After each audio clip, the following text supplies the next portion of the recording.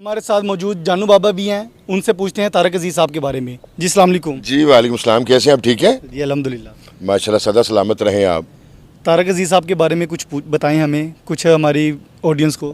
جی میں ایک بات کہوں گا کہ پاکستان کی لیجنڈری ہستی، اور میں یہ سمجھتا ہوں کہ طارق عزیز صاحب ایک عہد کا نام ہے، اور ایک ایسی ہستی ہیں، علم و ادب، فنون، دانش و حکمت۔ ان کا پروگرام جو تھا نیلام گھر، وہ بال بچوں کے لیے، طالب علموں کے لیے ایک درسگاہ اور اکیڈمی کی حیثیت رکھتا تھا۔